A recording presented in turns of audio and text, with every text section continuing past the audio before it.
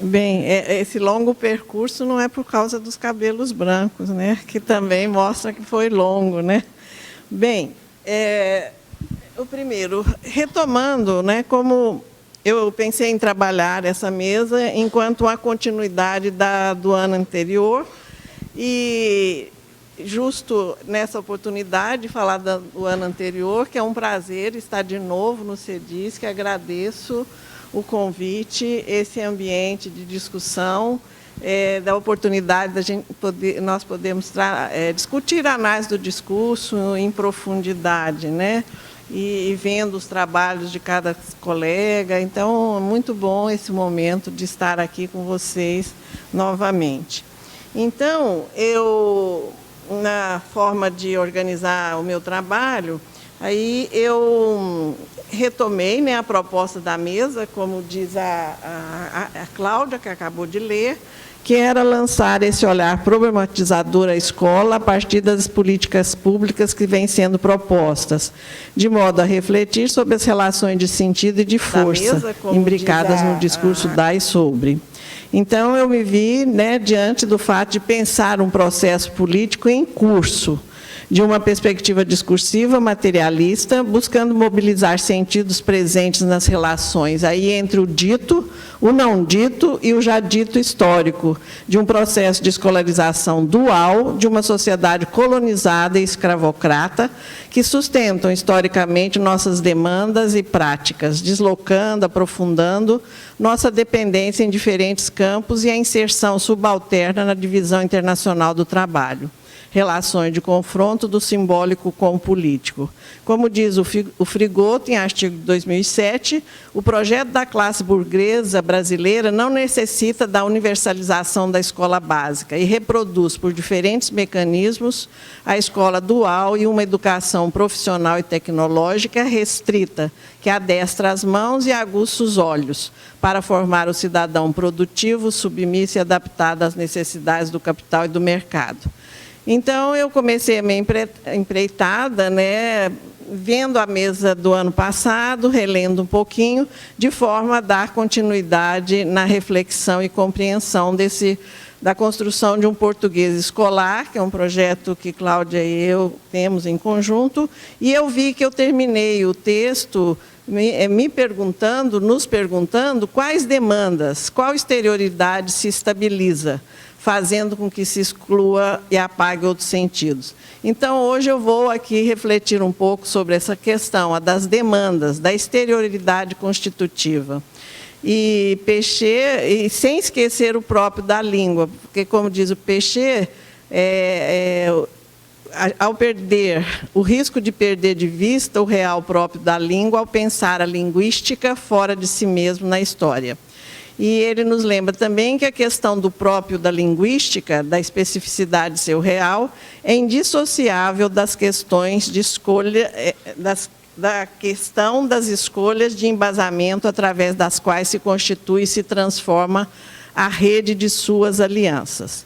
Então, a minha proposta aqui hoje é pensar essa questão das demandas, né?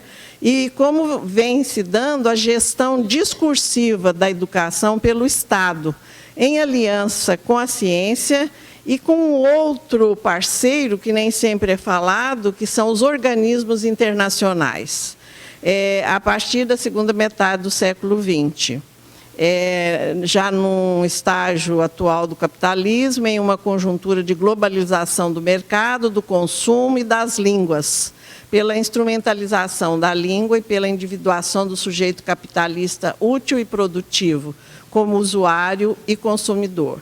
E de saída eu quero dizer duas coisas para vocês, que a língua sempre foi instrumentalizada na escola.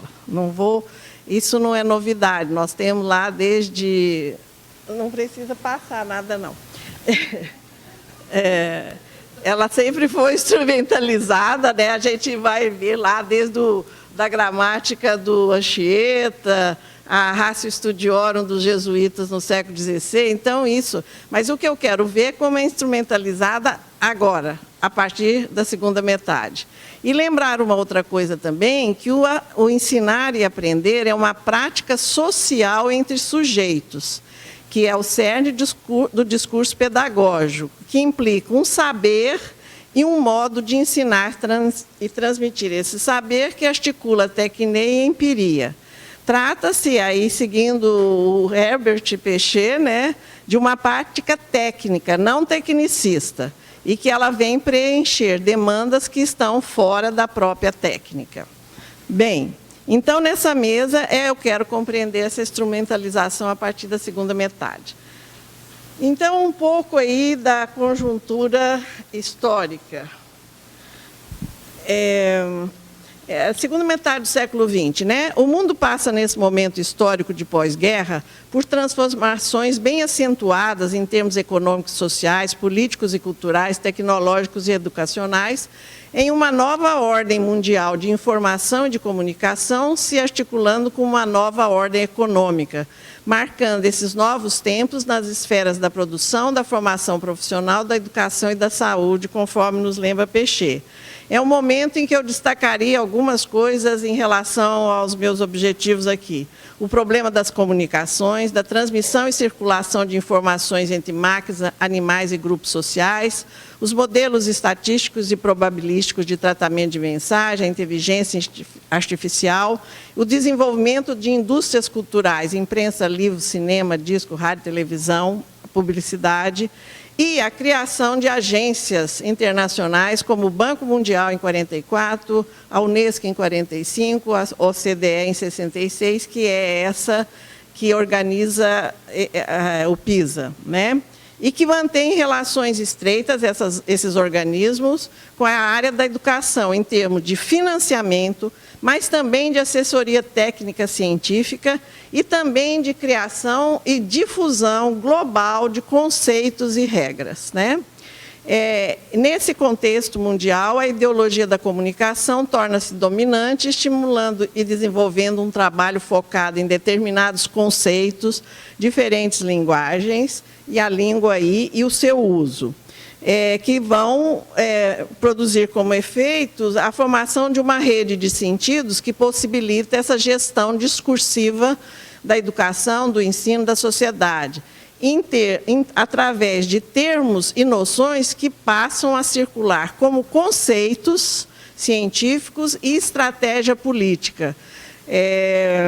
Como, por exemplo, a questão da diversidade cultural, a do multilinguismo, a da interação dos indivíduos entre máquinas, a noção de letramento, né, que é difundida particularmente pela Unesco, uma verdadeira colonização intelectual e política, um novo modo de ler o arquivo hoje em relação ao sujeito das práticas linguísticas e pedagógicas na divisão social do trabalho de leitura.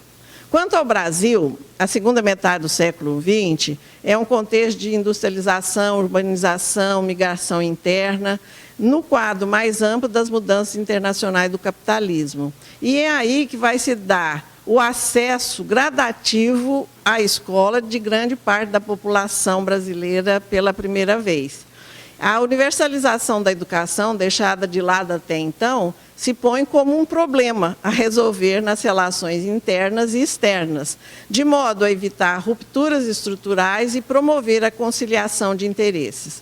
Então, a democratização, paradoxalmente, era o problema.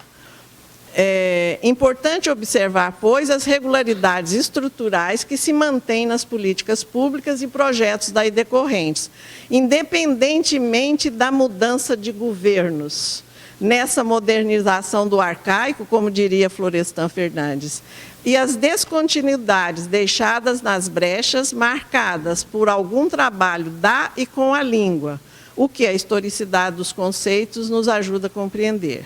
Na segunda metade do século XX, vivemos o final de uma ditadura, a de 46, seguidos de uma outra ditadura de 21 anos, a de 64, que se fez seguir de um período de redemocratização que irá desembocar no final do século na hegemonia de um capitalismo associado e dependente sob os auspícios de uma ideologia neoliberal.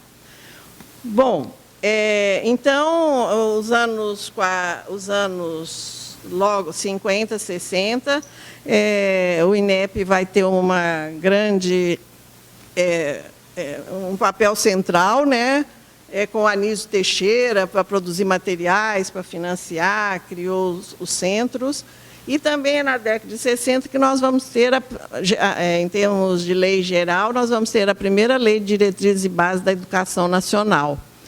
E aí é importante, né, aí que o Simão ficou falando várias vezes nas contradições, porque o Anísio Teixeira, um democrata, perseguido pela ditadura, ele já vai trabalhar uma aliança entre educação e ciência, ou melhor, educação e ciência experimental, sob a influência do pragmatismo de Dewey, o que evidencia a força da história de nossa formação social e os paradoxos, as ambiguidades, as contradições, em suma, a serem enfrentadas nas lutas políticas em matéria de educação e de ensino de línguas, coisa nada simples, né?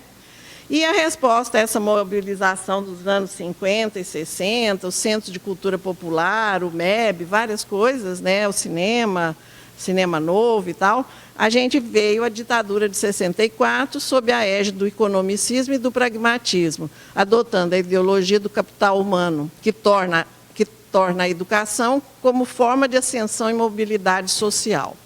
E no MEC, isso é importante, pelo que eu falo da questão dos organismos internacionais e do meu título da filosofia espontânea, é que no MEC é um momento de formação de quadros técnicos para o desenvolvimento de um planejamento nacional centralizado, assessorado por organismos internacionais como o Banco Mundial, articulado a uma modernização econômica ligando educação e desenvolvimento.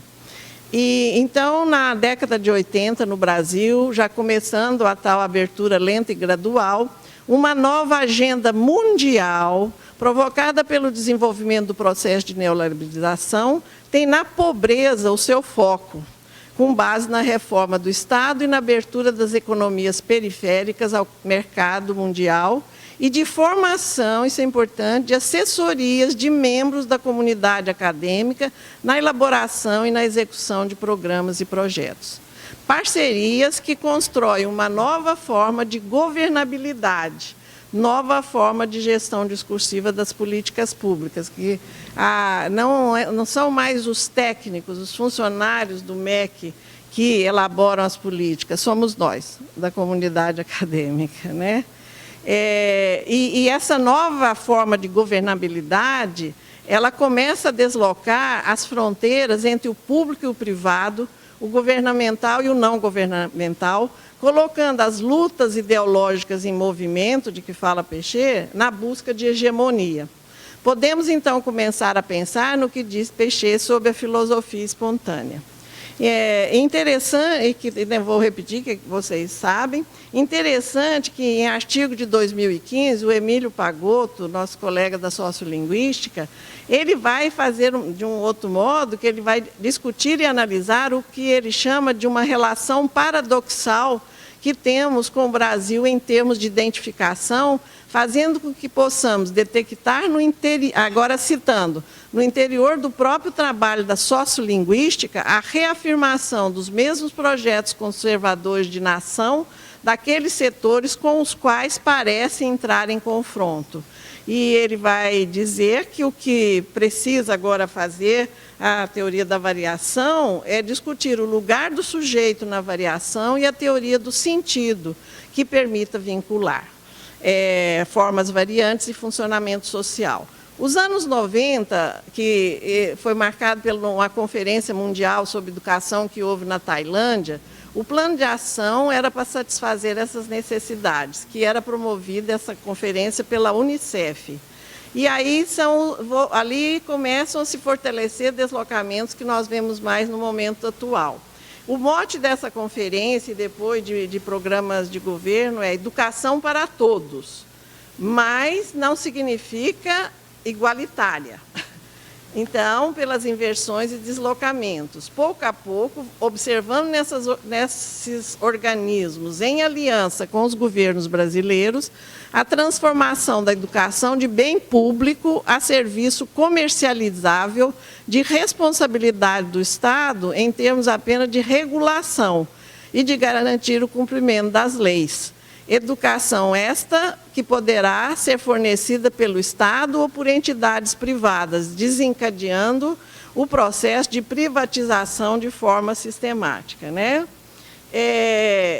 Helena Altman, em 2002, escrevendo, eu quero dizer que eu li tantos artigos sobre o Banco Mundial ou os outros agências que no final estava, será que, como vamos ousar, né? Helena Altman, em um artigo sobre as influências, ela cita um ex-consultor do Banco Mundial que diz o seguinte: o BIRD recomenda a organização da educação a partir de um tipo de planejamento da educação que especifique os objetivos de aprendizagem em termos observáveis. Deve haver mais privatização, mais gerenciamento por objetivos e o uso de indicadores de desempenho. Então, a avaliação torna-se o eixo central. E eu acho que, às vezes, nós, mesmo de AD, mesmo eu, não temos estudado suficientemente. Porque a gente tem estudado, às vezes, mais os parâmetros, as diretrizes, mas a avaliação é que é o nó da questão, a partir, principalmente, de 90.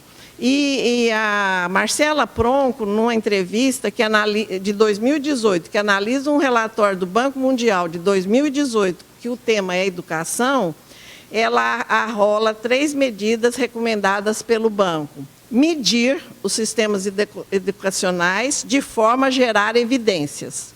Desenhar as políticas baseando-se em evidências, ou seja, em competências, a tais competências necessárias para a inserção no mercado das novas gerações. Terceiro, construir pactos e alianças com os atores que intervêm na educação para que deixem de lado seus interesses particulares. Interesses particulares, o que são? Condições materiais de trabalho, salário, plano de carreira, para esquecer isso, e participar de processos promotores de aprendizagem. E tem uma outra entrevista de um rapaz, eu acho que ele não é mais doutorando, que é daqui, que é Alan Kenji, não sei se conhece, ele é de Santa Catarina, e que, só para dar uma ideia, o título que deram à entrevista, não sei se foi ele ou o entrevistador, não, é dele. Em termos de educação pública, 2018, nunca experimentamos um inimigo com uma força social tão concentrada como esse.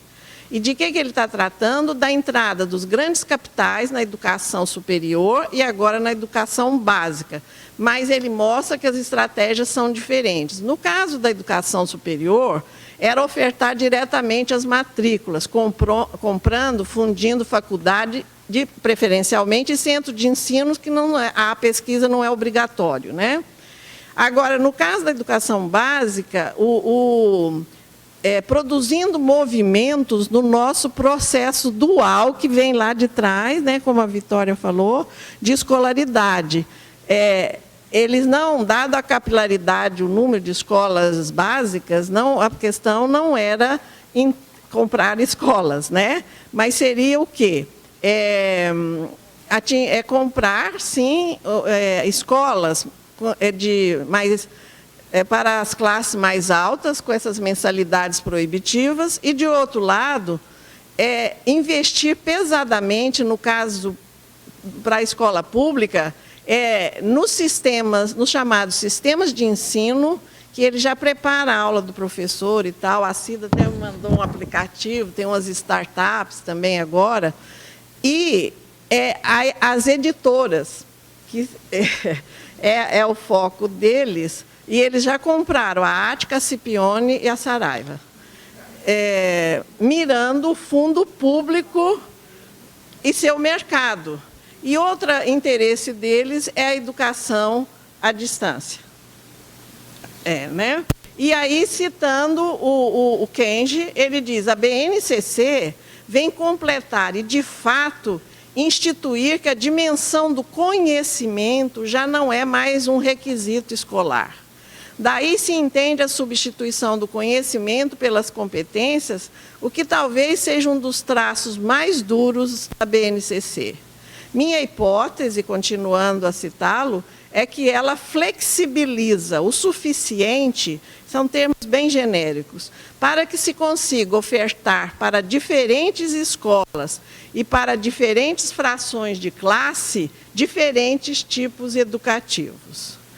E aí, nesse sentido, eu entraria numa parte que nos diz mais respeito, que eu vou trazer meio rapidamente certos conceitos na nossa área que ajudam a instrumentalizar a língua como técnica de gestão social dos indivíduos, tornando-os mensuráveis, que é o que as avaliações, distribuindo-os como sujeito alunos e sujeito professores em espaços discursivos logicamente estabilizados através de evidências de seu domínio de competências, capaz de preencher o que eles dizem faltas e falhas, mas que nós sabemos que é justa saturação ideológica. Ou ainda com Pechet, citando: ninguém sabe se um dia a história, a língua, o inconsciente serão explicadas pelas condições concretas de aprendizagem e de controle dos universos logicamente estabilizados que aparecerão, eles próprios, como intrinsecamente dependentes das discursividades não estabilizadas. Por exemplo, o discurso pedagógico que difunde conhecimentos logicamente estáveis, ele próprio logicamente estável, né? Então,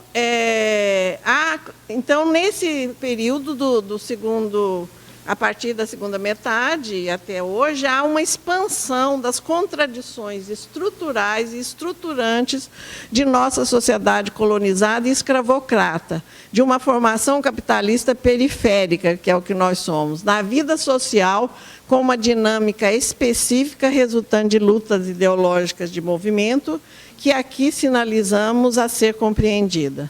A democratização da educação constituiu outras fronteiras instáveis e invisíveis, citando Pechet, né, cuja invisibilidade lhe garantiu eficácia, dividindo um único e mesmo universo. Então, agora eu vou rapidamente, não estou dando tanto exemplos, porque são coisas que eu fui fazendo em trabalhos específicos até ter uma compreensão maior, mais complexa, né? Então, eu tenho todo esse lado que é das demandas, e que não são demandas só do nosso governo, são demandas internacionais e com as quais o nosso governo faz as alianças, né? E, por exemplo, o trabalho da Joelma, então eu preciso começar Estado uma coisa, governo outra, porque vocês vão ver que vários desses conceitos que eu vou passar meio rapidamente agora, eles passaram pelos governos de direita e de esquerda, certo? E talvez isso, as perguntas que fazem, mas como é que eu não vou tratar de gênero ou outras coisas? Então, quando a Joelma, por exemplo, fala da reforma de ensino assinada pelo Temer, mas acontece o seguinte: quem estava no MEC é o mesmo grupo que estava na década de 90. A Marilena, a diretora do INEP, é o mesmo pessoal que estava e que volta 20 anos depois e que faz, de uma forma, dá um salto, por isso que é uma luta, assim, entre a segunda e a terceira versão. A terceira versão foi feita já por esse outro grupo, da BNCC. Né? Bom, então vamos lá, a instrumentalização nessa conjuntura histórica brevemente delineada, a linguística irá começar a se instalar no país na segunda metade do século XX, de forma mais sistemática, trazendo novas concepções de linguagem, de língua, de sentidos, de sujeito,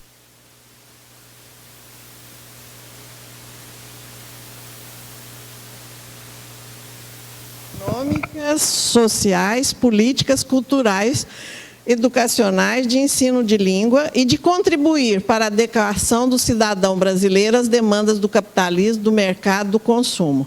Como diz Pechet, a teoria e a literatura tornam-se lugares de intervenção ideológica, suscetíveis de afetar, em contrapartida, o conjunto do campo sociopolítico. Então, é isso que eu venho fazendo, vendo como é que é, né, essa relação de teorias mesmo com o ensino, com a política, com o político, né? E aqui eu chamaria atenção do que, na verdade, é esse foco que agora fica mais evidente. Que, como eu disse lá atrás, sendo o ensinar a aprender uma prática entre sujeitos de uma determinada sociedade, as lutas ideológicas de movimento, que fala Pechet, irão ter como foco novas formas de individuação desse sujeito capitalista, aluno e professor, mediadas por um tipo de conhecimento e, ao mesmo tempo, pelo deslocamento do espaço-tempo de ensino e de aprendizagem. Isso é a escola. Eles não estão mais interessados na escola. É uma instituição do Estado e que é um espaço público heterogêneo. Como diz aquela Marcela Pronco, ao analisar esse relatório de 2018 do Banco Mundial, a educação focada nas aprendizagens, aliada, agora sou eu que acrescento, ao lema da década de 90 da Unesco, aprender a aprender, cria condições para afirmar, continuando com a Marcela, não é citação, que o foco agora tem de estar menos na escolarização e mais na garantia de aprendizagem. As crianças devem aprender independentemente ou para além da escola. É o ensino à distância, os aplicativos, né? Ou então, a escola deve ser gerida como uma empresa, pagando a centralidade da escola, aí eu acrescento, como espaço público heterogêneo. Certo? Então, como é que se construiu, um pouco eu vou tentar isso, não sei o que você está lendo e o que o coitado do menino está passando, porque eu já esqueci do que passa, o que não passa. Tinha coisa que eu cortei, eu acho que ele está fazendo um malabarismo aí, né? Obrigada, porque eu vejo que vocês olham, eu nem ousei olhar para trás, porque eu estiver passando o que eu cortei, então deixa. Então, isso aí é importantíssimo eu pensar, que é esse professor e esse aluno, entendeu? E o conhecimento mesmo e a escola. Então, vocês veem como as lutas têm que ser em vários lugares, e é complexo. Porque enquanto a gente está lutando pela escola sem partido, dia 8 de novembro agora, o Conselho Nacional aprovou o ensino à distância para o ensino médio. 20% de manhã, 30% à noite, que as pessoas são mais frágeis, em termos educativos, e 80% para a EJA, que é a educação de jovens e adultos.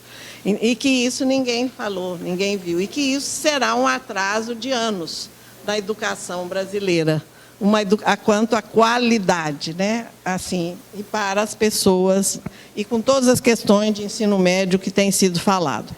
Então, a instrumentalização da língua em determinada direção de sentidos, como efeito ideológico, será um elemento estruturante na constituição do discurso sobre a língua e seu ensino, e de busca de controle de diferentes discursividades que circulam na sociedade em seus efeitos de transparência, de universalidade, de verdade. Um trabalho da ideologia, não como conteúdo, como nós sabemos, mas como mecanismos para produzir X, conforme Orlandi. Pela produção de um imaginário passível de controle, ou seja, um português escolar, enquanto universo logicamente estabilizado. Então, rapidamente, eu diria que nessa instrumentalização, um primeiro conceito importantíssimo vem ali na década de 60, que é 50, 60, português através de texto. E que hoje é o português através de gêneros. Né? Aí você vai só deslocando, né? Então, embora uma educação pragmática, funcionalista e individualizada torne-se mais visível a partir das políticas públicas de 90, com os parâmetros, né? Esse processo começa bem antes. e de forma sistemática. E, nesse momento, nos anos 50 e 60, já se dá um deslocamento fundamental em relação ao ensino da língua, com a noção de português através de texto. Na época, se dizia para a contextualização da gramática, no sentido de aplicação de seu uso. Junto com essas noções, é importante que venha a noção, mas também venha a didatização dela. Então, é lembrar que também nessa época, que é o foco da privatização atual, as editoras, os sistemas de ensino. Então, é lembrar a vocês que, por exemplo, é desse tempo também que aparece esse livro didático, tal qual nós o conhecemos hoje. Uma parte de leitura, uma de redação e uma de gramática, né?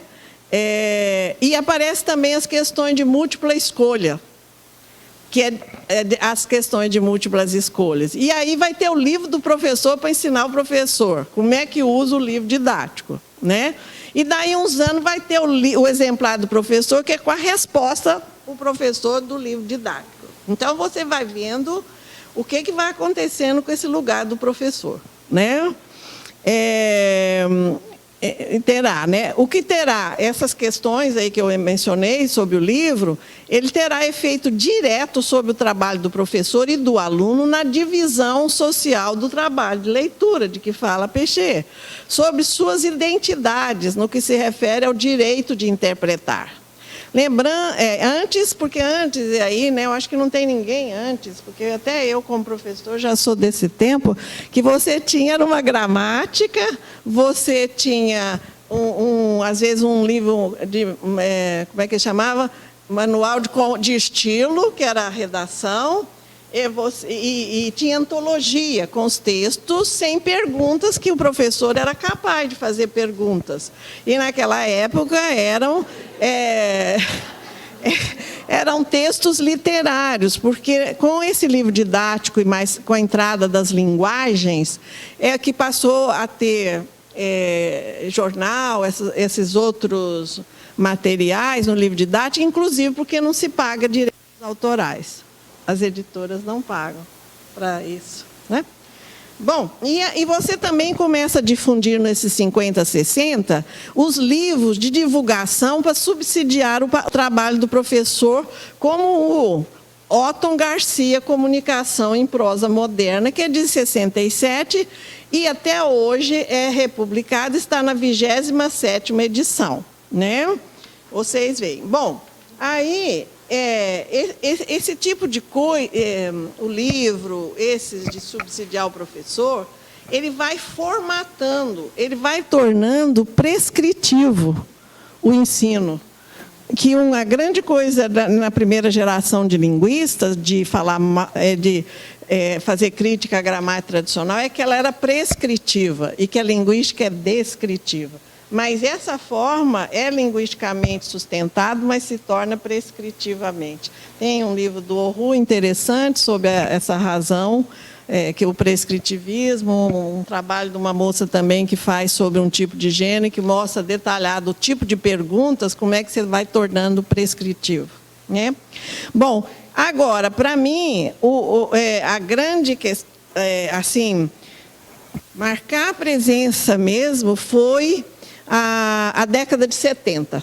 A década de 70, e que é com dessa instrumentalização da língua, com a LDB de 71, 5692, que é chamado por alguns de lei da ditadura, de cunho eminentemente tecnicista, unindo o primário com o ginásio, criando o ensino de primeiro grau de 8 anos, transformando o ensino médio em ensino de segundo grau, propondo para este, o segundo grau, uma profissionalização universal e compulsória, e para o primeiro grau, uma iniciação para o trabalho, o que nós todos sabemos que retorna agora na BNCC e na reforma de ensino médio. E por essa via dá-se a entrada oficial da ideologia da comunicação no ensino de língua, né? Nós sabemos, né, que a ideologia jurídica ela introduz, por meio de seu universalismo, uma barreira política invisível que se entrelaça sutilmente com as fronteiras econômicas visíveis. Que então, né, Peixe também já era, que atravessa a sociedade como uma linha móvel, sensível às relações de força, resistente e elástica, em que as palavras de uma mesma língua não têm o mesmo sentido. Uma diferença sob a unidade formal da lei culmina no discurso do direito, que constitui, assim, a nova língua de madeira da época moderna, na medida em que ela representa, no interior da língua, a maneira política de negar a língua. Se você me achar aí um texto aí agora, que eu vou colocar rapidamente, claro que isso eu não vou ler, essa LDB. A LDB, ela vai... é muito grande, tentei botar em vermelho aí, para o negócio não ficar muito... longo, o capítulo primeiro dessa LDB. Então, o que está em vermelho é que eu chamo a atenção. Achou, meu filho? Não, ele é um espetáculo. Então, essa palavra é da Sheila. Sheila que gosta de falar espetáculo. Esse chamado aí que eu pus em vermelho, língua nacional, que é uma velha história, vários colegas nossos já trabalharam, a começar do Luiz Francisco Dias, que eu não nomeio que língua é essa, e depois quando ele conceitua, quando a lei conceitua, que a língua... Essa língua nacional sem nome é um instrumento de comunicação e expressão da cultura brasileira. Por isso, quem trabalha com cultura, né, Carolina, precisa pensar bem nessa coisa da cultura, porque isso veio, uma vez também eu fiz um texto, como esses organismos internacionais difundiram isso. Então, essas duas questões, não nomear e a inscrição legal do português escolar no interior da formação discursiva de comunicação e da formação discursiva do culturalismo no contexto mais amplo da globalização. Eles falam, então, na LDB, que vai ter um núcleo comum e que esse núcleo comum será detalhado na época, Conselho Nacional de Educação, hoje Conselho Federal. E aí eu coloquei aí também, só nos vermelhozinhos, né, porque a lei está por aí, da resolução. Então, o que é o núcleo comum? O núcleo comum é comunicação, expressão, estudos sociais e ciências. E onde está a língua portuguesa? No conteúdo. Então, português deixa de ser matéria para virar só um conteúdo da comunicação e expressão, certo? E com isso, a gente vai ver essa questão da denominação da matéria, não passa não, fica aí, não vai não, senão eu te bato. Então, você, professora. Então, a questão da denominação é importante, porque foi o seguinte, além de mudar o nome da disciplina, algo impensável em qualquer país, imagina se francês não vai ser mais francês, o italiano vai ser mais italiano, o espanhol não, mas nós viramos...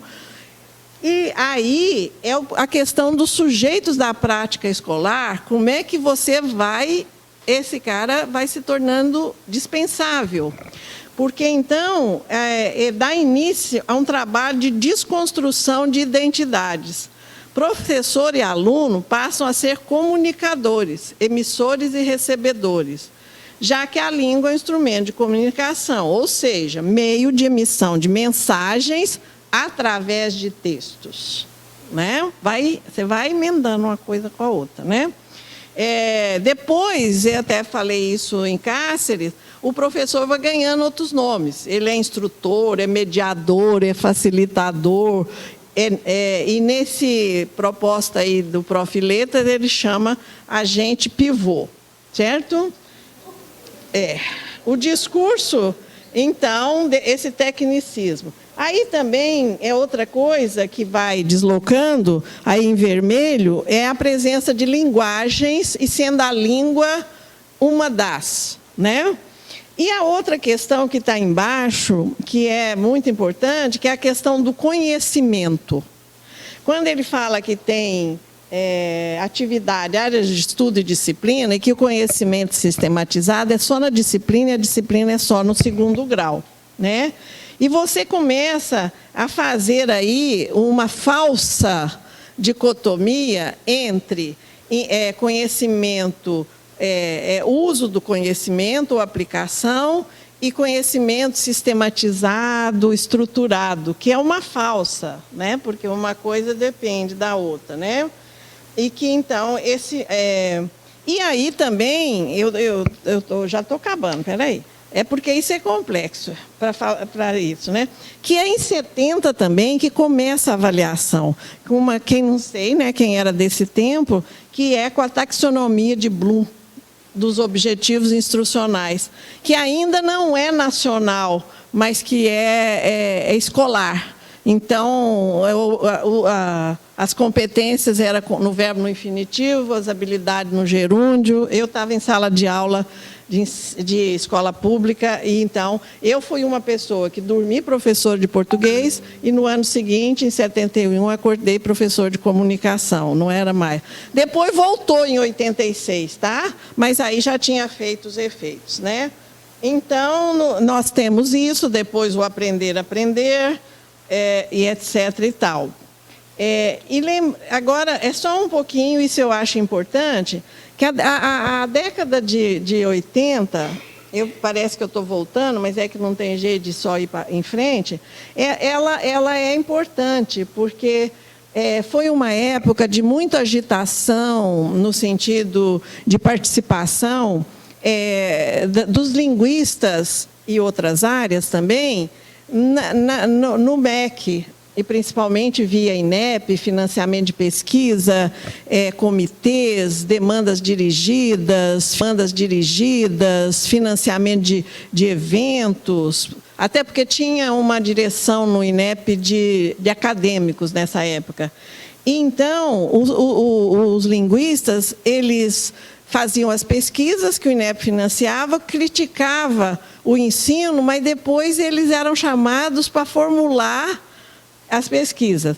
E é interessante notar que, no início, como é que a luta vai, a luta teórica. Porque, se vocês pegarem os parâmetros curriculares, a bibliografia, você vai ver que tem mais correntes teóricas ali. Inclusive nós, da análise do disco, nós, assim, Eni já tinha, aí tem Bernadette Abarro, tem Cagliari, tem Bakhtin, tem... Mas o que você vai vendo no correr dos anos, que aí vai construindo a hegemonia. E alguns vão caindo fora. Por isso que alguém aqui disse agora mesmo na mesa, mas como analista do discurso é tão difícil. É porque não é conteudisticamente, é conceitual, é político. Entendeu? Aí o professor... E claro que tem professor que consegue. Isso aqui não é generalidade, né, gente? Então, ele vai retomando, né? Então, a gente vai vendo novas alianças que se formam entre o Estado e a comunidade acadêmica, tendo a linguística como suporte científico, né? E, ponto, tem que pular. Vai... Não é uma falta de dicotomia. Tanto é uma falsa que eu peguei agora no Enem, agora de 2018, no jornal, ali no UOL, ele diz assim: o que aparece na correção do Enem é a gramática instrumental. Aluno tem que ser usuário do idioma, não precisa ser especialista, não tem que saber nomenclatura, gramática para ele é nomenclatura, mas tem que saber usar. Mas eu uso sem saber, por isso que hoje a gente também, os professores, às vezes fica, não, eu não vou usar conceito, eu não vou ser retrógrado, eu não vou ser conservador, né?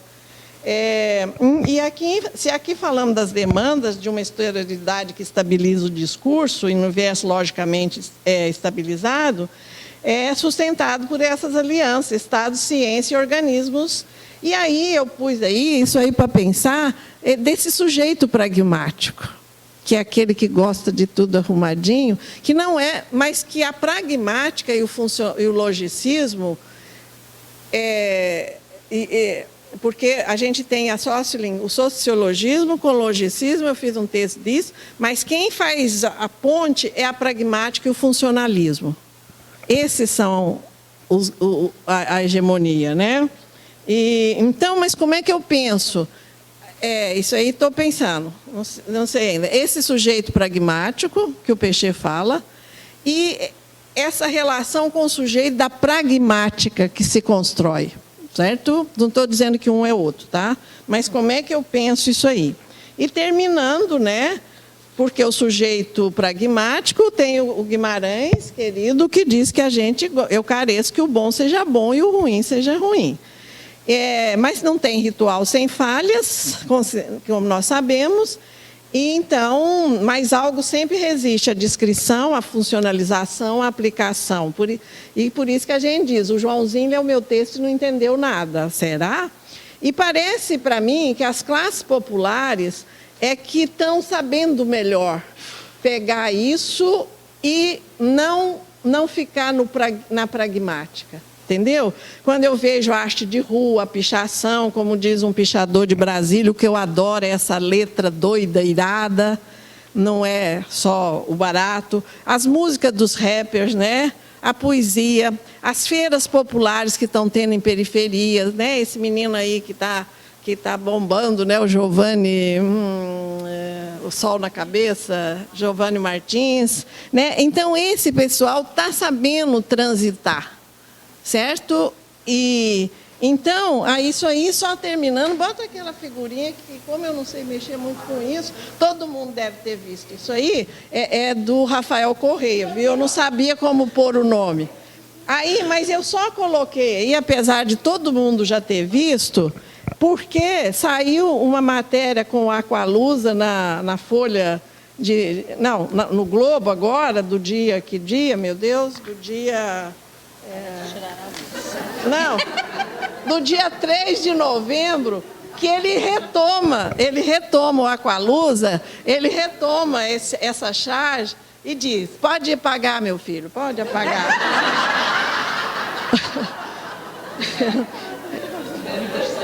Eu tô lendo, não sou ceguinha ainda não. Aí o Aqualusa diz assim, né, comentando, gosto de pensar que sim, que ditadores e tiranófilos odeiam poesia. Ou melhor, que receiam a poesia, tanto quanto o sonho ou o humor.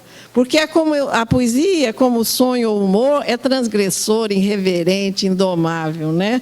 E ele fala que encontrou a filha dele estendida no assoalho da sala com duas amigas, e ele falou, o que vocês estão a fazer, né, português? Perguntei, sonhamos, elas responderam. Aí a outra falou, sonhamos juntas. E ele pediu licença e juntou-se a elas para deitar e sonhar junto, né? E lembrando com o Peixê também, né, que... citando Miné, que nada da poesia é estranho à língua. Nenhuma língua pode ser pensada completamente se a ela não se integrar a possibilidade de sua poesia. Obrigada, desculpa, passei.